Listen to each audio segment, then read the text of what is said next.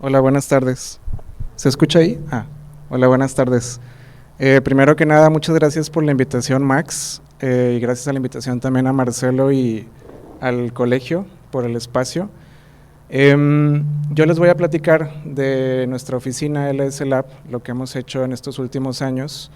LS Lab la fundamos Delia Leal, mi socia, y yo, en el 2017.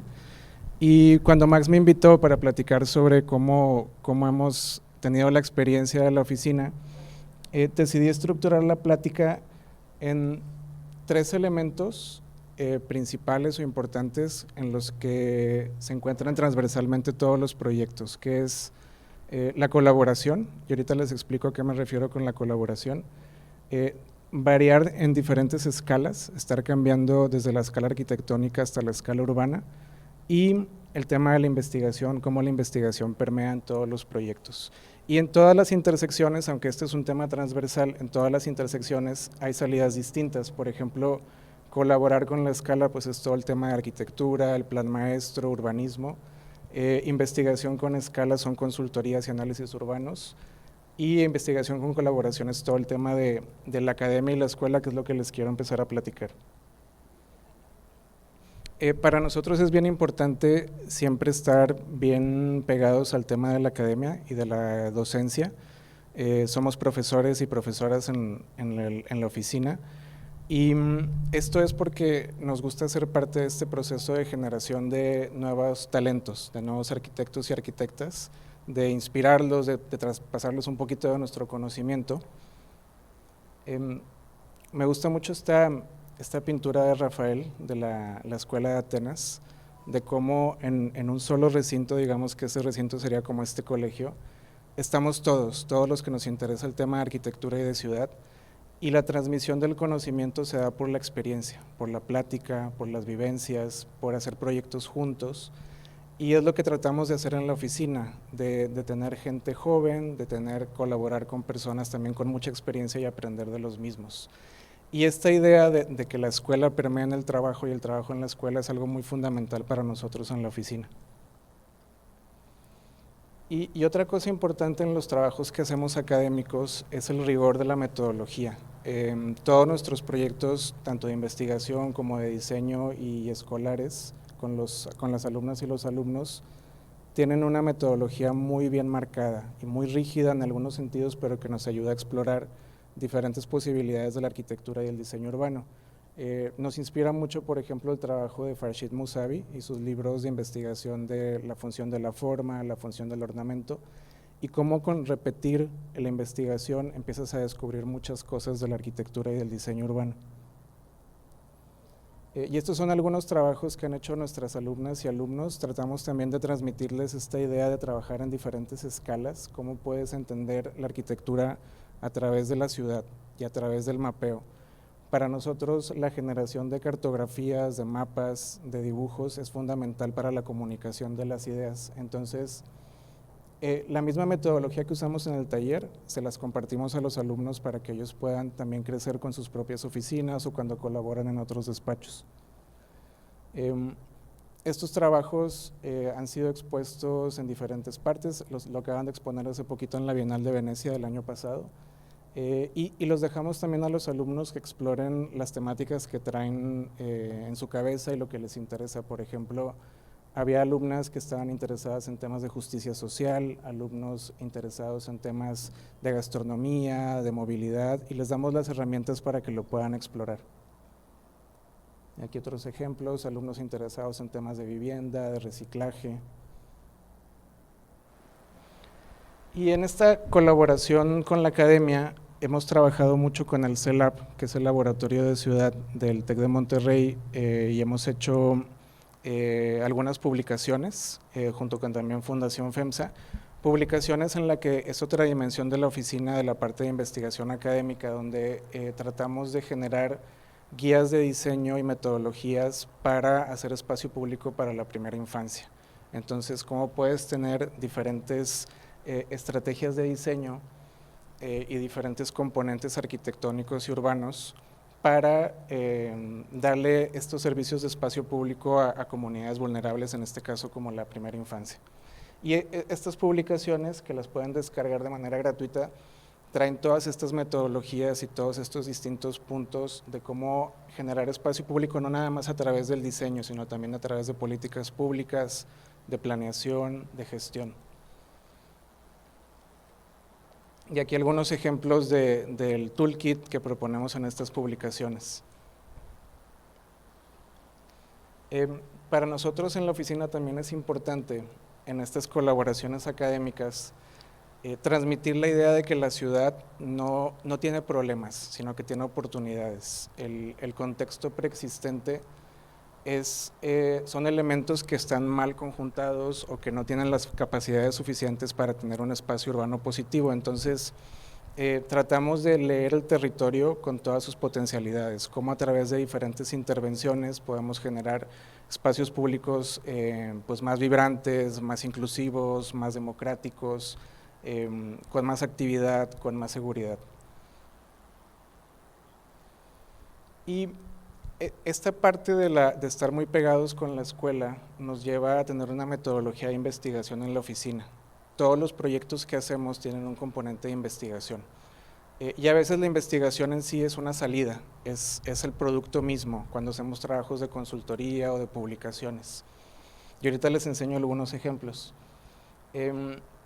Me gusta mucho, y creo que es un muy buen ejemplo de por qué la investigación es importante en arquitectura, el trabajo de Boilet-Leduc, cómo lo que hizo Boilet-Leduc de analizar la arquitectura gótica y analizar sus diferentes partes y la estructura, dio pie a la arquitectura moderna y entender la importancia de la estructura en los proyectos y cómo la estructura tiene que ser un eje fundamental en el diseño. Entonces, cómo a través de la investigación y cómo la investigación, pensándola como un ejercicio de dibujo, nos da muchas respuestas en nuestros proyectos. Y también cómo la investigación nos ayuda a entender los contextos.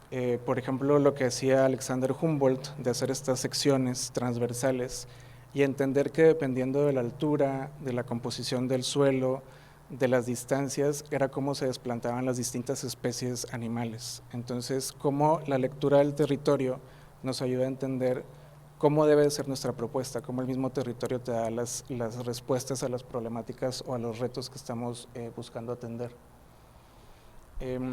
El trabajo de Humboldt tenía que ver mucho con las especies animales y naturales, y luego esta sección actualizada, la sección de Valle de Patrick Geddes, que es también una de las cosas que nos inspira mucho en la oficina, te dice cómo dependiendo de la topografía, de las condiciones del terreno, se dan las diferentes actividades humanas. Entonces, en las partes altas hay minería, en las partes bajas hay recolección de madera, en el mar hay pesca, y cómo todo eso informa en la toma de decisiones urbanas y arquitectónicas.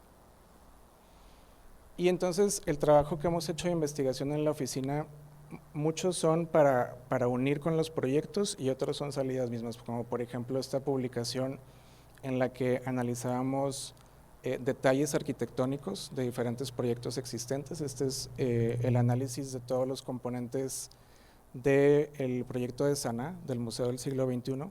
Entonces, como cuando tú vas a ese museo ves todo muy limpio, pero cuando empiezas a entender los detalles constructivos, entiendes la complejidad, y esa investigación nos ayuda tanto para la publicación, que es la salida, pero para entender nuestros propios procesos que vamos a proponer en los proyectos. O nos ha tocado también trabajar en diferentes contextos, en diferentes partes del mundo. Entonces, cuando hacemos un proyecto en otra parte que no es México, por ejemplo, es muy importante reconocer que no tenemos todo el conocimiento para intervenir en ese lugar. Entonces, por medio de la investigación, en este caso de las tipologías de vivienda, de cómo son los métodos vernaculares de construcción, cómo puedes entender qué es lo que sucede socialmente y culturalmente en un lugar para luego hacer tu propuesta arquitectónica y urbana.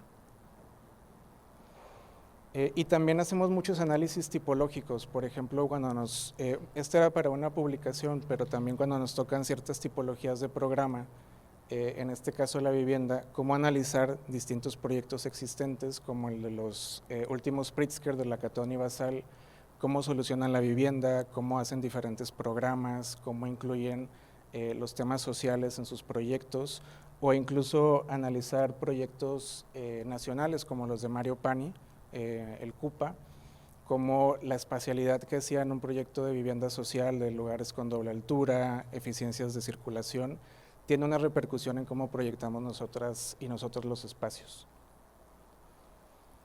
Y luego el tema de la escala también es algo importante en nuestra oficina, en el componente de investigación. Estos son una serie de dibujos y de análisis para una publicación de Arquine, en donde estamos como analizando y cuestionando el diagrama urbano y cuáles son las líneas de investigación de los diagramas urbanos. ¿Qué es lo que tiene que ver la traza ortogonal romana como en Timgad con las trazas ortogonales de los metabolistas japoneses? ¿O cuál es la relación entre las ciudades amuralladas francesas y la ciudad jardín de Ebenezer Howard?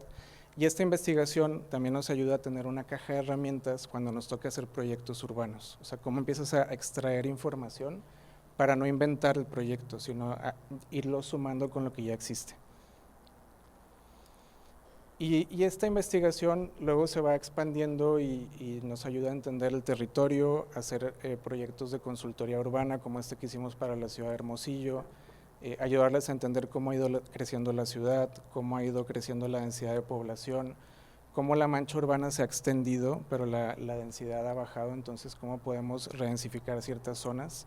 Y estas salidas de consultorías, ya sea que nos ayuden para hacer proyectos o para colaborar con otros arquitectos, con otros urbanistas, en esta idea que tenemos en la oficina de que nosotros no somos todólogos, sino que siempre tenemos que estar conectados con diferentes expertas y expertos. En ese tema de colaboración trabajamos mucho con los colaboradores que ustedes ya muchos conocen, como ingenieros civiles, ingenieros eléctricos, hidrólogos, pero también nos gusta trabajar con otras especialidades como biólogos, sociólogos, trabajadores sociales, dependiendo también de las zonas, y tenemos un espíritu de siempre estar aprendiendo en la oficina. O sea, tenemos algunas capacidades y traemos una expertise a la mesa, pero también aprendemos mucho de estas colaboraciones. Y como el cambio de escala no significa que perdamos la metodología, sino la metodología es la misma con ese rigor de investigación. Y este entendimiento, aunque el proyecto está en una zona de la ciudad, el entender toda la dinámica del contexto te ayuda a proponerle al cliente nuevos programas, nuevas maneras de conectarte con la ciudad, nuevas maneras de tener ejercicios de movilidad. Y otra cosa que exploramos mucho en la oficina también es la representación.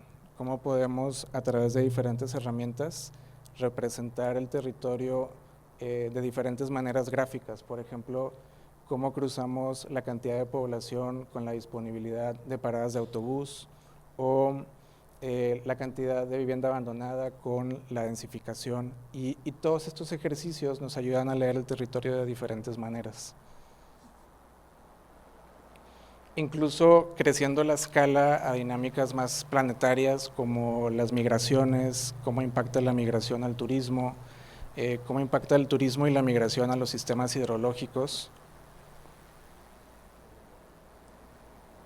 Y bueno, el tercer tema que quería compartirles es cuando se junta todos estos en los proyectos, cuando se junta la academia con la investigación, con la colaboración, con la escala, y tiene estas salidas de arquitectura y de plan maestro y platicarles algunas cosas que tenemos como de obsesiones y preocupaciones en la oficina.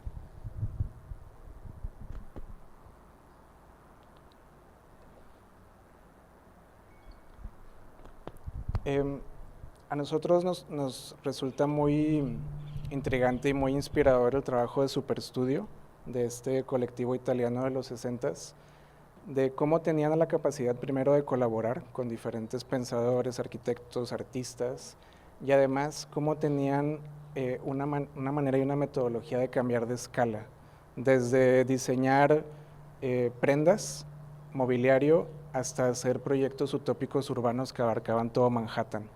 Entonces, y cómo todo tiene el mismo lenguaje de la retícula, entonces puedes identificar la huella de Superstudio en las diferentes escalas. Y nosotros no somos tan determinantes en la parte del lenguaje, pero sí nos gusta pasar de diferentes escalas en los proyectos, desde la parte arquitectónica y a la vez pues diseñar el detalle de las uniones y de la arquitectura hasta la escala del plan maestro. También nos gusta mucho el trabajo de los Smithson, sobre todo esta exposición que hicieron también colaborando con muchos artistas, que se llama El paralelo entre la vida y el arte, que en esta exhibición mezclaban muchas cosas, mezclaban fotos de células, mezclaban fotos de esculturas aborígenes, fotos de pizzas, de planos de arquitectura, y tratamos de meter esa parte multidisciplinar en nuestros proyectos, que es como el espíritu de nuestra época, ¿no? Como tenemos en el celular, estamos viendo de repente un plano y luego vemos un post de red social y luego vemos un video, una película. Entonces, ¿cómo reflejar ese elemento multidisciplinar en nuestros proyectos? Y hemos tenido colaboraciones y proyectos en diferentes partes del mundo. Hemos tenido la fortuna de trabajar no nada más en México, sino también en diferentes latitudes y diferentes partes del mundo.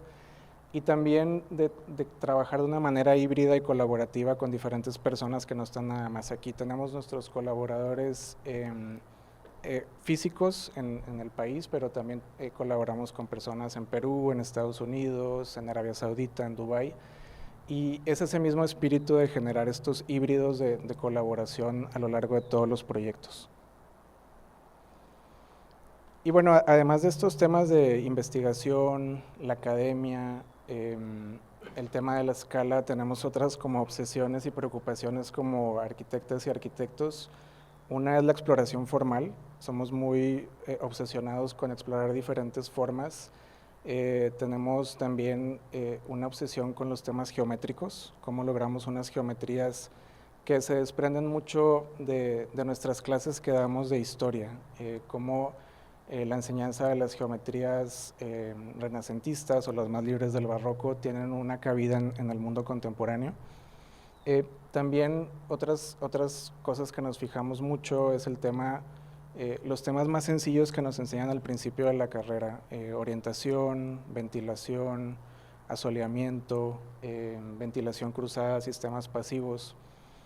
Me acuerdo mucho que cuando me tocó colaborar con Renzo Piano en su oficina de París y platicaba con él, pues uno piensa que te va a dar un discurso muy profundo de la arquitectura, ¿no? Y al contrario, y no por ser simplista, pero él me platicaba que se fijan en las cosas elementales, en el asoleamiento, en las vistas, en generar ventilación cruzada, en generar energía geotérmica, paneles solares, energías sostenibles. Entonces, esas pláticas me marcaron mucho para tener también esa sencillez en fijarnos en lo más básico de la arquitectura para potenciar el espacio que estamos proponiendo.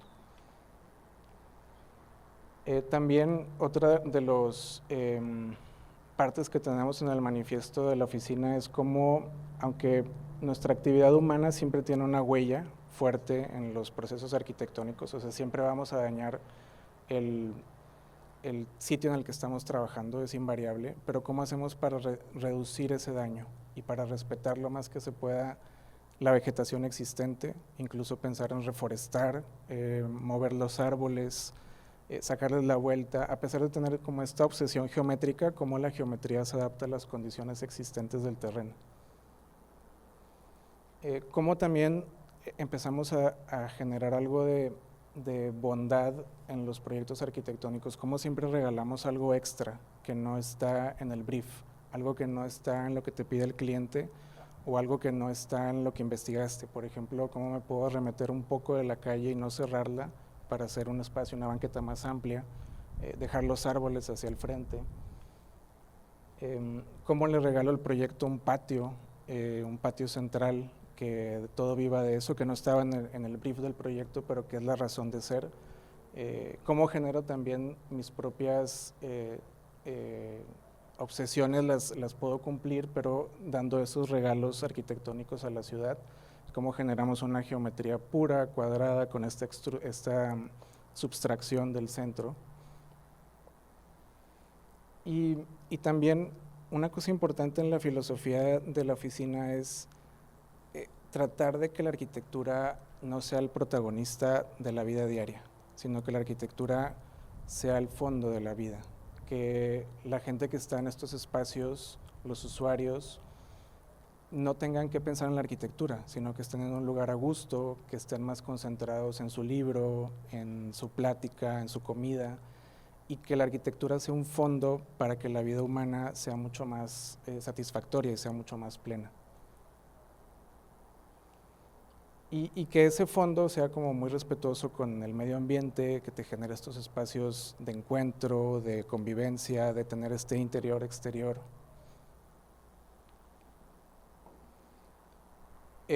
Y también exploramos, no tenemos, digamos, como una obsesión formal, siempre estamos explorando diferentes formas, diferentes materiales, diferentes geometrías, dependiendo si es un terreno más lineal, pues el proyecto busca apegarse a ese elemento lineal. Y también en la arquitectura buscamos tener los elementos que se necesitan. Entonces el muro donde debe de ir, que no tenga elementos de más, sino lo esencial. El parasol donde da la fachada sur o la fachada poniente. Y en este tema de colaboración y aprendizaje, también aprendemos mucho de la obra. En todos nuestros proyectos hacemos dirección arquitectónica y vamos a las obras casi diario. Y aprendemos muchísimo de los maestros de obra y de los trabajadores que están en sitio haciendo todos los proyectos. Entonces, cómo empezamos a mezclar elementos vernáculos como la palapa y trabajar con los maestros palaperos, aprender cómo se construyó una palapa con ellos y dialogar, y el plano de la palapa lo generamos en conjunto con ellos, en conjunto con los maestros palaperos, y eso es como una superposición de esta colaboración en donde el tema vernáculo se sobrepone con el tema de la geometría, de estas vigas, de la columna, para generar un nuevo lenguaje arquitectónico. Y también buscamos que en todos los proyectos exista un elemento que se repita para darle un carácter al proyecto. Un ritmo, una repetición de muros, una repetición de inclinaciones. Por ejemplo, en este proyecto, el rotar todas las unidades le da mucho carácter y privacidad a las unidades. El siempre dar esto que les platicaba de los regalos, regalar pues un bosque al interior con diferentes elementos programáticos. Y también en cuanto al lenguaje arquitectónico, hay muchas oficinas que exploran ya sea la vía tectónica, como pensemos, no sé, Mies van der Rohe o diferentes arquitectos que buscan enseñar todas las partes del proyecto, o arquitectas y arquitectos que son más estereotómicos, como escarbar el espacio. Y nosotros hacemos como una mezcla entre los dos. Tener sí la masa, el elemento pesado, pero que también puedas leer dónde está la estructura, dónde está la losa, dónde están los diferentes elementos del proyecto. Y siempre tener como un diálogo con las diferentes partes del proyecto y lo que quiere el cliente, y cómo también guías al cliente con esta investigación. O sea, la tipología, la forma del proyecto, los diferentes componentes, los materiales, se desprenden de estas investigaciones que les platicaba al principio de la presentación. Y ahí empezamos a subir de escala. Vimos cómo empezamos desde la casita, desde el módulo de vivienda, hasta empezar a subir a diferentes escalas, colaborar con diferentes oficinas, como este concurso que hicimos con Fundamenta, explorar diferentes preocupaciones como el espacio público, como aquí esta dualidad está muy padre porque explica esos dos lenguajes que tratamos de fusionar en arquitectura en la oficina, lo estereotómico y lo tectónico. Y luego entra la parte de los planes maestros, que los planes maestros te toca ya ser más como un orquestador de las demás colaboraciones. ¿Cómo haces planes maestros para que puedan entrar otras oficinas, otros colaboradores a hacer sus proyectos? Cómo también los planes maestros te ayudan a entender la escala y cómo te conectas con los elementos existentes, con la naturaleza, con las vialidades, con el equipamiento, la infraestructura. Cómo también el plan maestro hace una sinergia entre los elementos construidos, los elementos cerrados, las diferentes actividades, cómo activas un lugar que está abandonado por medio de diferentes fases, etapas. La complejidad del plan maestro va más allá solamente de la forma y de la arquitectura y del diseño urbano, tiene que ver también con políticas públicas, con planificación, con gestión, y todo eso lo empezamos a mezclar y a meter en los proyectos de esta escala. Proyectos que buscan rescatar zonas urbanas de diferentes partes, por ejemplo, zonas que estaban en desuso postindustriales, cómo potencias los edificios existentes y cómo das ciertas reglas para que se pueda actuar a través del tiempo. Cómo empiezas también a generar una visión del futuro de las ciudades, cómo pueden ser las ciudades mucho más mixtas, mucho más abiertas, con más espacio público, con más dinamismo, apegadas también a sus elementos culturales. Aquí todos los elementos de fachada y esta fragmentación que tenían las manzanas tenía que ver con un elemento cultural muy fuerte. Y también el empezar a cambiar de escala te da una responsabilidad de cómo te conectas con los sistemas naturales, cómo te conectas con el agua, cómo los procesos de agricultura, como este plan maestro que hicimos para una comunidad que estaba conviviendo con unos elementos arqueológicos, cómo das el ordenamiento para que pueda crecer la vivienda, para que pueda convivir con un río que está contaminado, para que puedas generar agricultura, para que puedas hacer un elemento sinérgico entre todos los componentes. Y cómo también el plan maestro te ayuda a revitalizar ciertas zonas y regresar a esa idea de la bondad en los proyectos, cómo le regalas algo a la ciudad que no estaba en los planes del desarrollador o en los planes del cliente, y que le ayuda a la parte financiera a que el proyecto sea mucho más exitoso, sea mucho más amable, pero también te ayuda a que puedas ser un buen vecino, que tus proyectos sean buenos vecinos con la ciudad, que se puedan conectar con la traza existente, que puedas regalar, que puedas regalar espacio público, que puedas regalar vegetación, que puedas regalar captación de agua, que puedas poner reglas para que se utilicen energías renovables, que puedas generar estos espacios de convivencia que no son nada más para quien puede pagarlo, sino para toda la ciudad, que puedas conectar la ciudad de manera distinta, con banquetas de buena calidad, con espacios verdes de buena calidad, con movilidad activa, con espacios de convivencia, que aunque es un proyecto privado, pueda tener ese elemento público y ese elemento de conexión con la ciudad. También este cambio de escala es muy emocionante porque nos obliga en el buen sentido a pensar en otros tipos de diseño, como a colaborar con paisajistas, saltarte al diseño de paisaje, al diseño de espacio público, al diseño de parques, de plazas que acompañan a la arquitectura. Y cómo el cambio de escala te ayuda también a entender que el paisaje no es un elemento nada más de contemplación o un elemento bucólico, sino que es un elemento estructurante de las ciudades, cómo el paisaje puede ser la razón de ser de los elementos ecológicos, de las diferentes ecologías de la ciudad, la ecología social, la ecología geofísica, la ecología natural, y en estas propuestas de Master Plan buscamos unir todos esos diferentes elementos. Y bueno, me gustaría de nuevo agradecerles por escuchar lo que hacemos en la oficina y cerrar con una pequeñita reflexión. Siempre también lo que tratamos en el despacho es tomar pausas.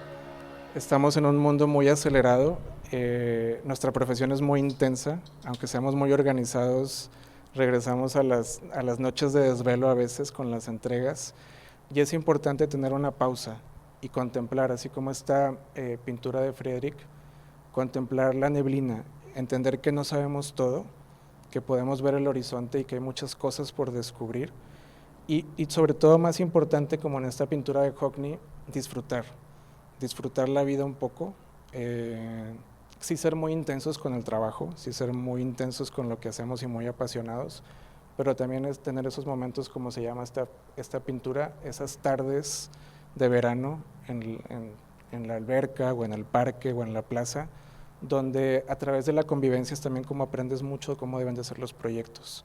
Si no vives una plaza, no sabes cómo hacer una plaza. Si no viajas, no sabes cómo puedes hacer diferentes tipos de arquitectura. Si no convives con las personas, no sabes cómo hacer proyectos para que las personas convivan. Entonces, sí ser muy intensos con el trabajo y meternos todas las horas, pero también tener esas pausas para ser mejores personas. Gracias.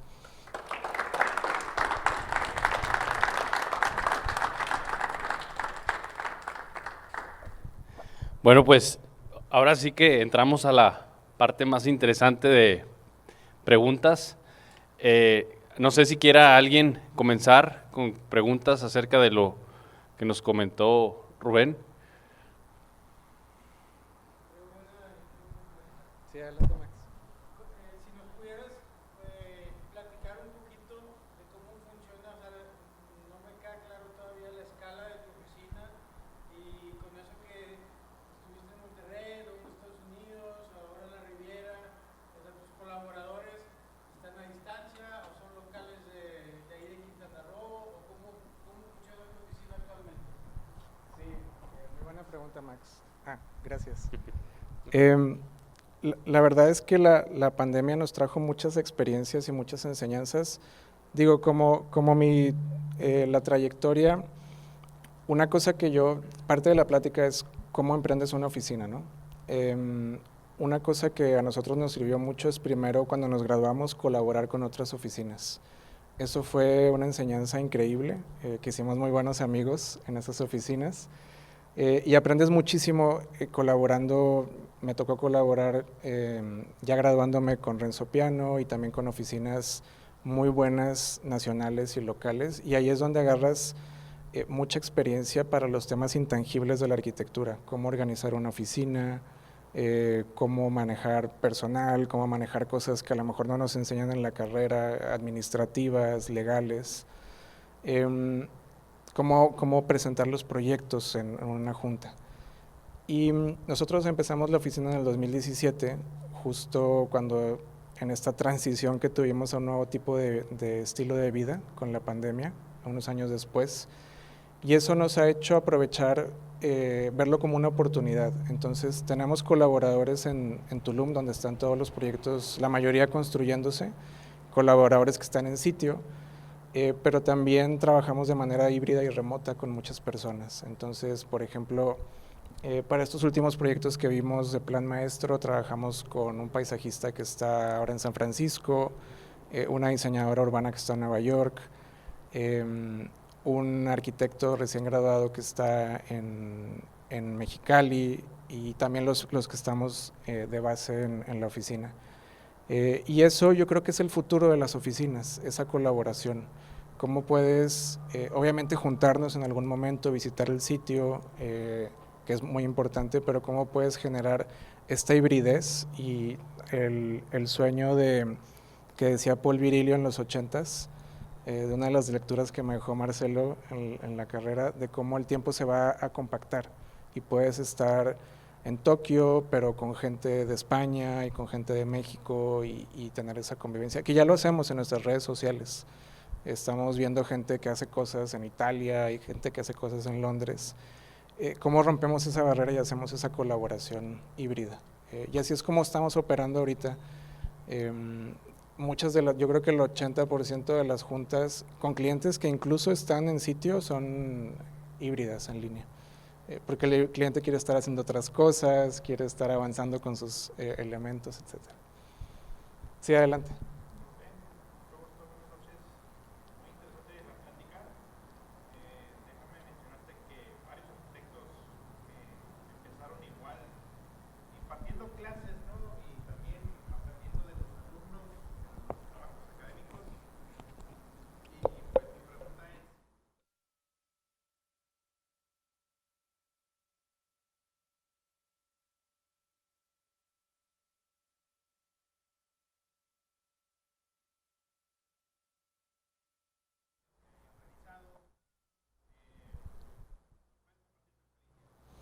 Sí, muchos de los proyectos que enseñamos, sobre todo a escala urbana, es importante entender que los procesos urbanos son más lentos que los arquitectónicos.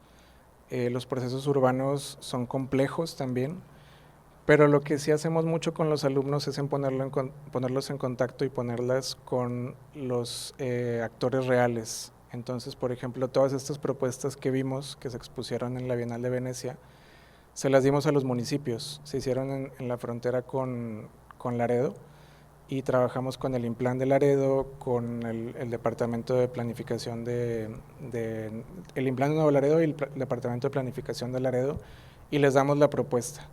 Y ellos toman ciertas líneas de diseño, ciertas líneas urbanísticas. En los proyectos arquitectónicos, justo estamos colaborando ahorita con el municipio de Santiago, y la intención es un elemento más arquitectónico, y la intención es hacer ese tema. Yo creo que más importante que la construcción del proyecto es tener la escuela es como una simulación de la realidad, tener esa simulación lo más fidedigna posible, que los alumnos puedan tener ese acercamiento con el cliente, con el presupuesto, con la realidad de las cosas, con la comunidad, para que esa simulación después la puedan repetir ya cuando salgan de la carrera. Yo lo que le digo siempre a los alumnos es que ojalá nos topemos algún día en un concurso y ellos me ganen, ¿no? O sea, la idea es transmitir ese conocimiento para que el alumno sea mejor que el maestro y el alumno se pueda tener cada vez más herramientas cuando salga a practicar, que las necesitamos con todos los retos que tenemos, ¿no? Con el tema del agua, de la movilidad, de la calidad del aire. Hay cosas que como arquitectos ya no pudimos hacer tan bien, entonces las nuevas generaciones las tienen que hacer mejor.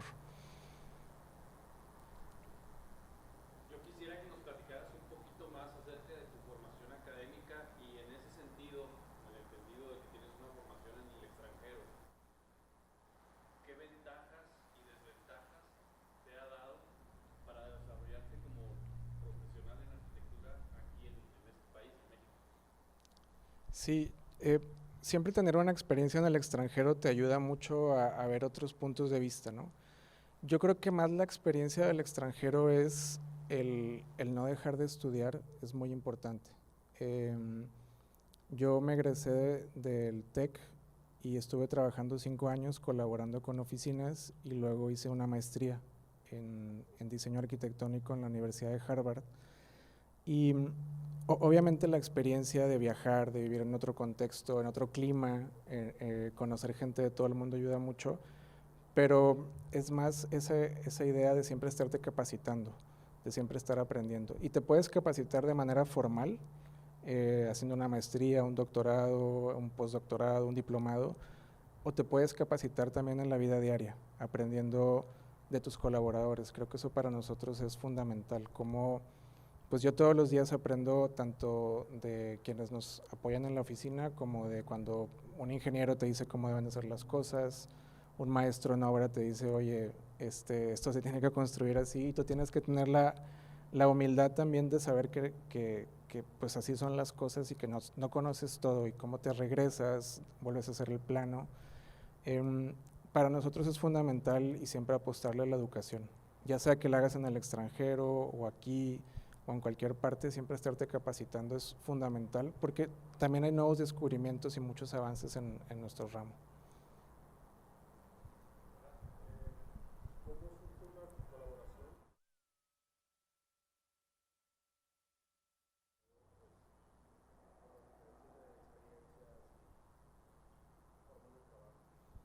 Sí, muy buena pregunta, y por eso quise poner el componente primero de la academia, porque yo diría que el 90% de las colaboraciones han sido por la escuela, tanto de clientes como colaboraciones con otras disciplinas. La academia es este semillero de talento lleno de sueños, de aspiraciones, con el que puedes colaborar con muchas personas, con tus compañeros, con tus profesores. Entonces yo diría que gran parte de las colaboraciones surgen de la parte académica y se trasladan a un mundo pues ya de proyectos. Y creo que eso es importante en las nuevas generaciones arquitectónicas, entender que la autoría ya no es algo fundamental en las oficinas de diseño. O sea, la autoría, el decir el Moneo, el Gehry, que también son importantes, pero se van diluyendo, y ya todos los proyectos son más como colaboraciones. Por eso nuestra oficina pues no tiene el nombre de un apellido de alguien, sino que y es un laboratorio de ideas. ¿Cómo se medía? Dibujando, platicando. Si invitamos a un paisajista, pues el paisajista nos va a dar también input de arquitectura y nosotros de paisaje, ida y vuelta. Y es tener una mente muy abierta y decir, el trazo maestro ya no existe, la línea que se marca en piedra ya no existe, es más como una línea en la arena que vas borrando y la vuelves a hacer entre todos. Sí, Como que ahorita como imaginario, digamos, como creativo también, digamos, platícanos.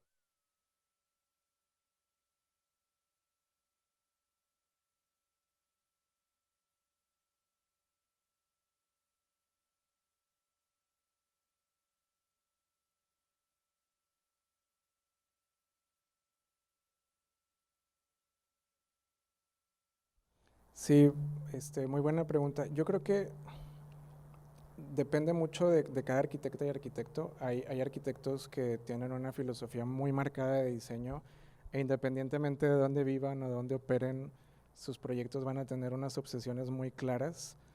Y yo me identifico más con la parte, como tú mencionas, fenomenológica, que todo tu bagaje, todo lo que has experimentado, se ve un poquito en cada parte del proyecto. Entonces, desde las condiciones materiales que aprendes aquí en Monterrey, por ejemplo, que los sistemas estructurales, desde las partes climatológicas que aprendemos en el sur, y creo que también te nutres de las experiencias de otras personas. Entonces es como esta mezcla. No creo que haya algo que destaque más y por eso a lo mejor los proyectos de proyecto en proyecto van variando mucho o un poco. Hay unas líneas de diseño marcadas, pero se va adaptando al contexto, se va adaptando al cliente, al programa, y obviamente ahí escondidas hay cosas que traes desde la niñez, de cosas que querías lograr, espacios que te recuerdan la casa de tu abuela, espacios que te recuerdan la casa de tus papás, olores que quieres meter en el proyecto, pero son cosas más sutiles y a veces que las haces de manera un poco inconsciente. Y ya lo terminas el proyecto, o se está construyendo, o terminas el diseño y dices, ah, mira, esto me recuerda a este lugar que visité, o esta diferente experiencia. Yo creo que es una suma para nosotros en la oficina. Y más del estilo, qué bueno que no sean epónimos en ese sentido, lo que decías hace rato, Star Architect, yo creo que están buenos. Sí, sí, y sobre todo por eso nos gusta trabajar con otras oficinas, porque aprendemos mucho de su manera de pensar también. Y te los robas en el buen sentido de la palabra, o sea, te robas la manera en que colaboras con esos arquitectos, sus metodologías, y ellos se roban también tú lo que haces y empiezas a... Yo creo que esa pintura de Rafael, la de la Escuela de Atenas, la idea es que crezcamos todos, ¿no? Juntos, como gremio, como profesión, y entre más proyectos arquitectónicos buenos sucedan y mejores proyectos de ciudad, pues nos conviene a todos. Entonces la colaboración nos ayuda como a ir sumando piezas en hacer mejores ciudades, mejores proyectos, mejores casas.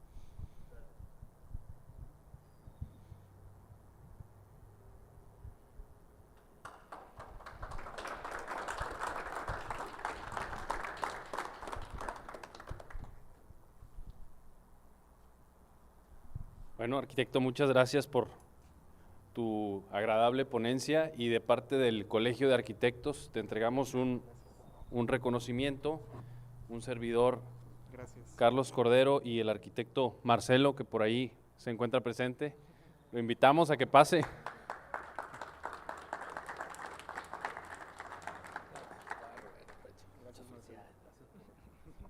Agradecer también a Pix, el equipo de audiovisual que nos apoya y la verdad que son un gran apoyo para estos eventos.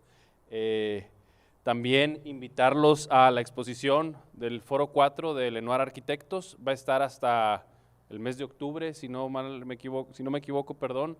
Y pueden pasar aquí a la sala a un networking, ahí hay botana, bebidas y a pasar una agradable tarde. Arquitecto, nuevamente, muchas gracias y es un honor tenerte aquí con nosotros. Max. También agradecer al equipo de Versitalia por acompañarnos. También pueden conocer sus productos, aquí están en las áreas del colegio. Estén al pendiente de las redes sociales. Va a haber próximos eventos, de hecho va a haber una exposición de trabajos de la Universidad de Navarra en agosto para que estén al pendientes y otras muchas actividades, ¿no?